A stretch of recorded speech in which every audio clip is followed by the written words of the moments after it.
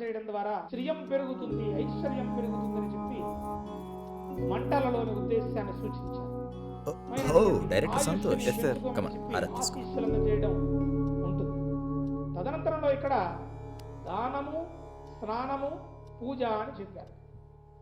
ఏమి అంటే ఇక్కడ చూడటానికి నువ్వే హీరోలా ఉన్నావు. ఆ భోగి పళ్ళలో చిల్లర పైసలను వేసి వాళ్ళను ఐశ్వర్యంతో, ఆరోగ్యంతో. నీ గురించి చెప్పక్కర్లేదు, నా గురించి మాత్రం 2 ముక్కలు చెప్తాను. నేను సెంటిమెంటల్ ఫెలోని. నాకు చాలా ముఖ్యమైన వాళ్ళు ఇద్దరే. ఒకటి పైవాడు, 2 నా పెళ్ళాం.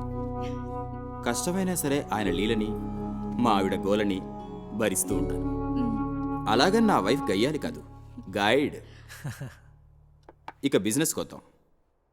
ఎంత బడ్జెట్లో సినిమా తీస్తావు? 5 crores sir. 5 crores?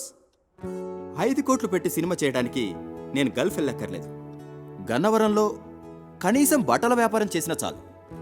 Think big man. 10 కోట్లకి తక్కువ బడ్జెట్ సినిమా నేను ప్రొడ్యూస్ చేయను. బ్లాక్ బస్టర్ ఇవ్వాలని దిగాను. పైన వాడున్నాడు, పక్కన నా పెళ్ళం ఉంది. మాటి మాటికి పెళ్ళం అంటాడేమిటి అనుకోక, ముందు ముందు నీకే తెలుస్తుంది. పెళ్ళయ్యాక మనం మిగిలమన్న ఫ్యాక్ట్. నేనెవరిని పిచ్చిగా నమ్మను. నీలాంటి టాలెంట్ ఉన్నవాడిని తప్ప. నువ్వు వద్దన్నది నేను చేయను, నేను వద్దన్నది నువ్వు చేయకూడదు. ఇది మన ఇద్దరి మధ్య అగ్రిమెంట్.